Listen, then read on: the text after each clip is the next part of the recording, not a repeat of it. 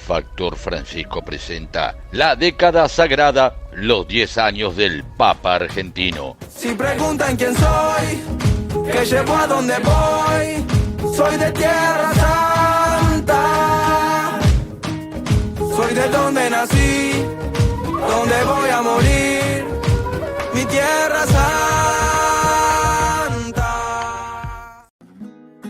Una pandemia, 2 papas, 3 encíclicas, 4 sínodos, 5 exhortaciones apostólicas, 10 abrazos maradonianos, 17 frases intraducibles al latín, 38 asados en San Pedro, 59 países visitados, 123 nuevos cardenales, 255 partidos de San Lorenzo, 394 audiencias con presidentes, 481 ángelus o ángelus, no sé cómo se pronuncia, y deseos de buen pranzo, que no sé qué quiere decir, 614 tangos, 788 tweets, 911 santos canonizados, 1000 roscas celestiales, una guerra mundial en cuotas y 3652 días de un argentino en el Vaticano.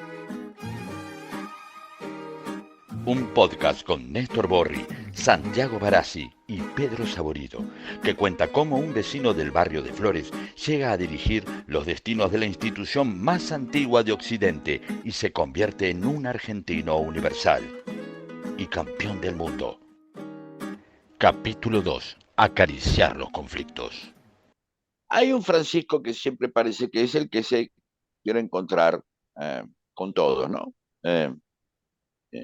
Esa apertura. Sin embargo, hay algo que existe por afuera de Francisco, que es la grieta, ¿no? La grieta política, una grieta que se puede dar en Argentina, pero que también se da, que responde y tiene sus prolongaciones en el resto del mundo, desde Argentina, ¿no? Tiene sus prolongaciones. ¿Quién es Francisco para la grieta? Lo primero que me viene en esto que decís, Pedro, es una frase del mismo Francisco, ¿no? Que es una frase muy pícara también, en mi opinión. Acariciar los conflictos, ¿no? O sea, a dos niveles. Por un lado hay algo que creo que surge. Francisco Bergoglio es nombrado papa en un momento donde la grieta ya estaba o en germen o gestándose con mucha fuerza y después cae, ¿no? Con mucha intensidad en ese dispositivo nuestro, que está acompañado por fenómenos de polarización en muchos lugares del mundo y también al interior de la Iglesia Católica, pero que es un fenómeno.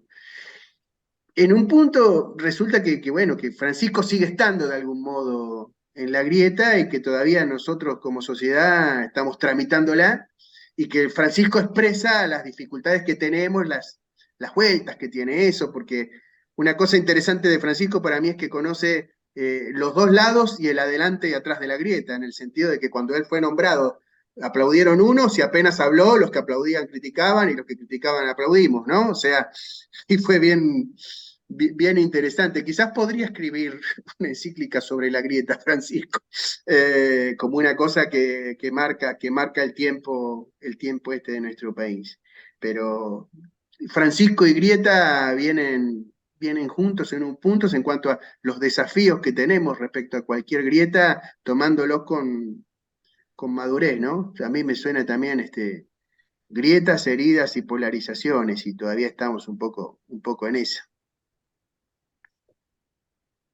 Sí, Francisco, como bien decía Néstor, queda preso de esa grieta también en algún punto, sobre todo en la recepción de lo que es el mensaje de Francisco en la Argentina, ¿no?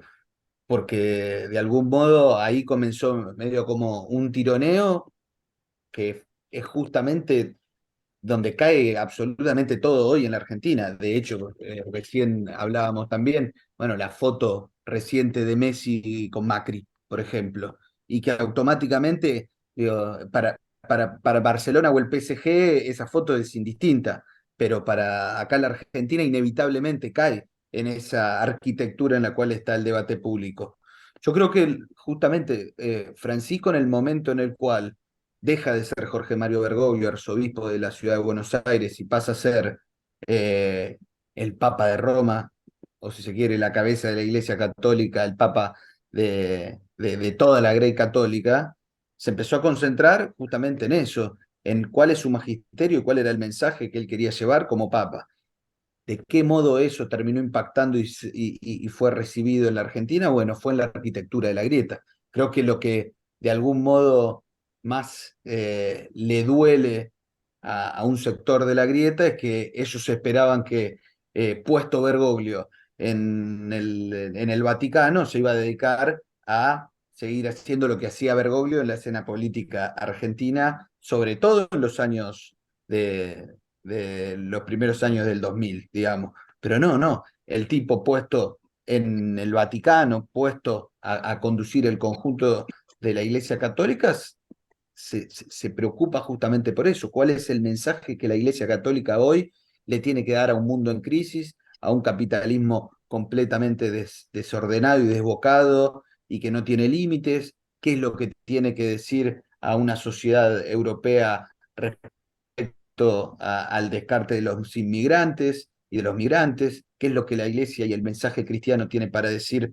a los jóvenes en un tiempo de desánimo y de mucha incertidumbre respecto a su futuro? ¿Qué tiene que decir respecto al tema del medio ambiente y el diálogo de las religiones en un contexto de guerra, sobre todo en ese momento en el mundo árabe o del Islam y ahora también a las puertas de Europa? Bueno, yo creo que ahí es donde hay que pensar también la figura de Francisco.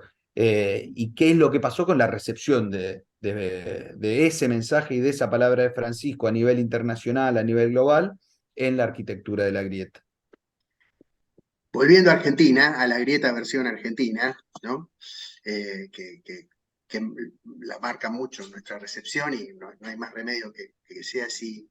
Es interesante ver que en estos días nomás, en todo caso en el libro que Sergio Rubín con Francesca Ambrogetti, creo que se llama, escribió El Pastor, un nuevo libro sobre Francisco que sale ahora en los 10 años de papado, le hacen una pregunta sobre eso y él contesta en términos interesantes porque muy explícitos, con sus propias diagonales, ¿no? Donde dice, después la podemos compartir entera, bueno, y si tuviera una concepción política cercana al peronismo, o si mi concepción política tuviera una concepción peronista de la política, así dice, si tuviera una concepción peronista de la política, dice el Papa de Roma, ¿estaría mal? ¿No? O no sé si dice, ¿cuál sería el problema? En cualquiera de sus dos versiones, me parece que plantea una pregunta interesante porque la grieta en Argentina no se entiende sin esa cuestión, ¿no? Es una cuestión mediática, es una cuestión de estos años, etcétera, pero la grieta tiene que ver con esa mención. Y me parece que también, bueno, cuestiona pone sobre el tapete esto, ¿qué es componer una sociedad, un colectivo, una humanidad o una Grey Católica? No importa, pero es el Papa de la grieta en el sentido de que le ha tocado tematizar eso que es histórico en nuestro país en las circunstancias actuales y con esta excepcionalidad de poder hablar de eso desde la sede de San Pedro, desde la cátedra de San Pedro. Da para hablar, porque también está el tema de traer, bueno, qué significan los sectarismos de uno y otro lado. Bueno, abre preguntas sobre la grieta, ¿no? Está en la grieta, pero también plantea preguntas y cosas interesantes para que pensemos sobre qué significa componer un pueblo, ser acá en Argentina, ¿no? Cómo se hegemoniza, por decir de algún modo, una manera de construir una idea de país y de colectivo. Me parece que están pendientes todavía seguir sacándole jugo a esta especie de caso donde nuestra historia, con todo, digo, civilización ni barbarie, peronismo, antiperonismo, kirchnerismo, macrismo y todas las versiones que podamos tener, pasan por un momento, por una serie de palabras, de pensamientos o de escenas donde se habla de esto, que está a 12.000 kilómetros de donde estamos, totalmente distinta, pero que se puede volver a hablar en un café de Buenos Aires, de Pichanal o de Río Grande, ¿no? Entonces ahí hay algo lindo para pensar, me parece a mí. El proceso de un país, el proceso de desarrollo social, económico, político, necesita de continua revaloración y de continuo choque con los otros. El mundo político es ese choque de ideas, ese choque de posiciones que nos purifica y nos hace ir juntos adelante. Por eso los jóvenes tienen que meterse en política. Los jóvenes tienen que aprender esta ciencia de la política, de la convivencia, pero también de la lucha política que nos purifica de egoísmos y siempre nos lleva adelante las instituciones del país, ¿no? Es importante ayudar a los jóvenes al compromiso sociopolítico. Es importante. Y sobre esto me quiero permitir una cosa que a mí me gusta repetir, ¿no? El diálogo de los jóvenes con los viejos. Tenemos que reinstaurarlo. Los jóvenes necesitan dialogar con sus raíces y los viejos necesitan darse cuenta que dejan herencia. Más aún, esto es más importante que el diálogo con los padres. Es un diálogo de generación más allá. O sea, el joven cuando se encuentra con el abuelo o con la abuela recibe savia, recibe cosas y se las lleva adelante. Y el viejo, cuando se encuentra con el nieto o la nieta, tiene esperanza. Aparecen también cuestiones donde desde ambos lados pueden aparecer, digamos, críticas o suspicacias. Los derechos humanos, Francisco, y los derechos humanos en la Argentina. Que ese fue uno de las primeras reacciones que hubo también en torno a esta escena de cómo era la recepción en el marco de la arquitectura de la política argentina, de la historia también de la Argentina y de la figura también de Jorge Mario Bergoglio, puesto ahora en escala global. Ahí creo que es muy interesante también ver en todo ese proceso cuál fue el modo en el cual las referentes de los organismos de derechos humanos, y en eso madres y abuelas, cómo lo fueron procesando, y es muy interesante también escucharla, bueno, a Tati Almeida, a Estela de Carlotto, internamente ellas cómo fueron procesando ese proceso mismo. Nosotros desde Factor Francisco hicimos, me acuerdo, tempranamente una entrevista con Victoria Montenegro, ella nieta recuperada, que fue exactamente en su persona y en el momento en el cual escuchó el nombre Bergoglio como papa, ¿qué podía esperar de eso? Y ahí ella misma cuenta que empezó a hablar, a consultar a quién era su gente de referencia. De hecho, habla sobre un cura de la iglesia Santa Cruz, una iglesia muy cruzada también por la historia del movimiento de derechos humanos, y no solamente del movimiento de derechos humanos, sino también de lo que fue la tragedia del terrorismo de Estado. Y bueno, dice que ahí recibió un primer signo de decir hay que tener esperanza, y hay que ser signo de esperanza, y hay que encontrar y ver de qué modo se va desenvolviendo la figura de Francisco en ese plano.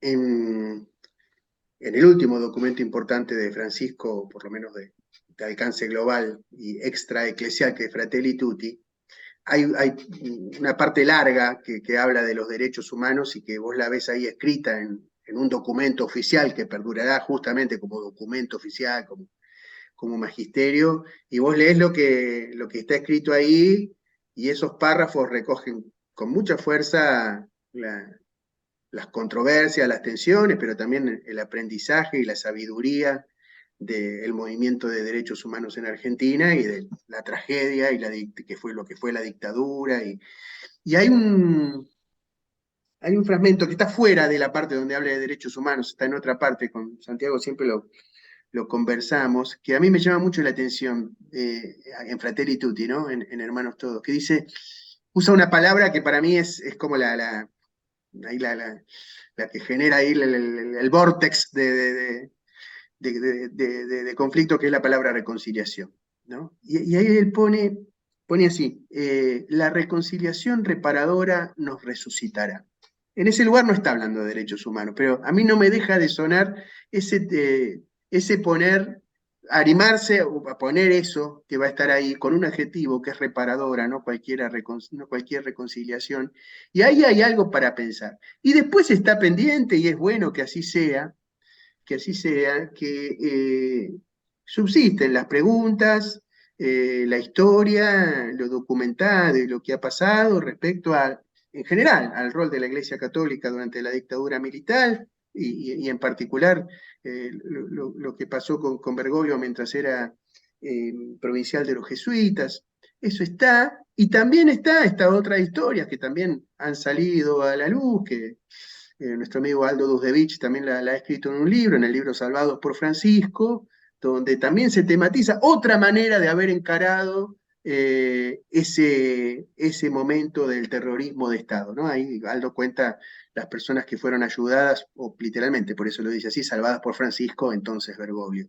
Eso, más, tal cual estábamos diciéndolo, esta actitud que hay que analizar más, me parece a mí. Hay que analizar en unos términos no solo políticos de coyuntura, de los grandes referentes de los derechos humanos y en particular de los familiares de las víctimas y dentro de eso, muy en particular, me parece, madres, abuelas e hijos, ¿no? Por lo que tiene ahí de herida biográfica, digamos, respecto a qué pueden decir ellos sobre este tema, que me parece que hay que verlo, más allá de todo el planteo de cómo hemos pensado los derechos humanos durante el kirchnerismo, ¿no? Que tiene otro componente. Pero ahí hay algo muy de largo plazo, me parece, para pensar y que nos puede servir mucho frente a próximas eventualidades, Dios no lo quiera, ¿no? Pero de cómo encarar estos momentos y qué puede pasar. Ahí hay mucho que aprender, me parece, de esto que es parte de nuestra historia también, ¿no? Tener un tipo que estuvo acá, que no fue ajeno a la escena política y de violencia de ese momento y que ahora está en otro lado y hace una serie de planteos que interrogan ese tema. ¿Lo hace muchos años después? Claro que sí. ¿Pero lo hace a destiempo? No, lo hace en un momento donde todavía estamos trabajando eso. En los 40 años de democracia, me parece que bien lindo para que lo tomemos. A una mamma che ha sofferto quello che hanno sofferto le mamme di Plaza de Maggio, io le permetto tutto, permetto di dire tutto, perché non si può capire qual è il dolore di una mamma. Alle volte tu senti, ma almeno io vorrei vedere il corpo del mio figlio, avere le ossa, sapere dove è stato sepolto. Niente. Gli è stato strappato il figlio e buttato fuori. Un'esperienza molto forte questa, quando a una donna le strappano il figlio. C'è una memoria che io chiamo memoria materna, che è anche fisica, è una memoria di carne e ossa. Anche in questa memoria si può spiegare l'angoscia. Tante volte dico, ma dov'era la Chiesa in quel momento che non ci ha difenduto? Io sto zitto, li accompagno. La disperazione di una mamma di quelle di Plaza de Maggio è terribile. Dobbiamo accompagnare e rispettare il dolore. Prenderle per mano è difficile. Obviamente hay un pasado y hay pasados, y entonces, claro, cuando hablamos de relación con el kirchnerismo, no hablamos de Francisco, sino que hablamos de Bergoglio, ¿no? De las primeras reacciones un poco confusas cuando él termina siendo elegido. ¿Cómo era esa relación del pre-Francisco, de ese Bergoglio Francisco, que, tensaba de alguna manera con Néstor, o tensaba de alguna manera con Cristina? Digo una cosa cortita y te paso la palabra, Santi. Lo primero que se me ocurre ahí es que podríamos escribir los dos Bergoglios para Netflix, pero también podríamos escribir los dos kirchnerismos en el marco de esa inflexión, ¿no? Y después preguntarnos si son dos efectivamente. Pero, ¿no? Hay como dos de cada uno. Y es sintomático realmente. Sí, a ver, me quedé con ganas de eso, de los dos Bergoglios y los dos kirchnerismos un poquitito más. ¿Son Digo, dos se ve verdaderamente, que sería? ¿Son dos? Tema borgiano si los hay, el doble, ¿no? Nada. Sí. sí, esto, yo siempre, para mí hay que volver al 2001 para entender lo que fue, no tanto el 2001, sino la salida del 2001 y qué era Jorge Mario Bergoglio en ese momento, porque si hubo un acontecimiento en 2013, también hubo un acontecimiento en 2003 en la Argentina y que fue la irrupción también de, de alguien que no se esperaba, que apareció, ¿no? Y en algún punto cuando uno analiza lo que fue el 2002, la mesa del diálogo argentino, creo que se llamaba así, no, cómo era exactamente el nombre, pero donde El estaban diálogo sentados la argentino, así se CGT, llamaba. donde estaba la mesa del diálogo argentino, que estaba la CGT, la UIA, estaba el peronismo, algún sector del radicalismo, pero sobre todo la iglesia, pensando en esa salida, bueno, parecía que era en esa escena donde se iba a resolver la post-crisis del 2001, ¿no? Y bueno, y ahí apareció una tragedia, ¿no? Como es lo de Costegui y Santillán, ¿no? Un acontecimiento que también redefinió la escena para pensar, ¿no? También, ¿no?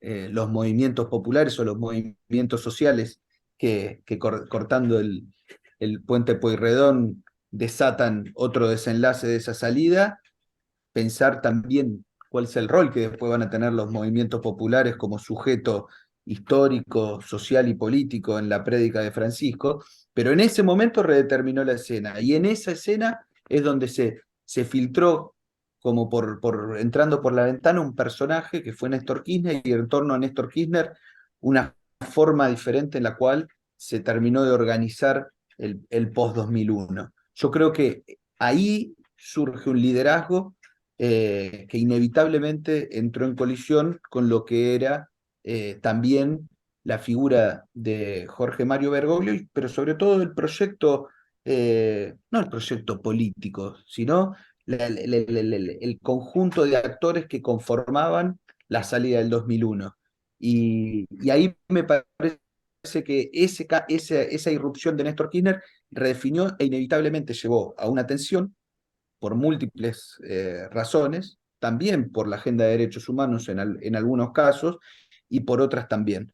Y me parece que eso es lo que termina condicionando o generando esos primeros años de vinculación, que es larga, porque después hay otras escenas y hay otros vínculos también con otros sectores, como dice Néstor, otros kirchnerismos, y lo que es Néstor Kirchner y Cristina. También eso es para analizar.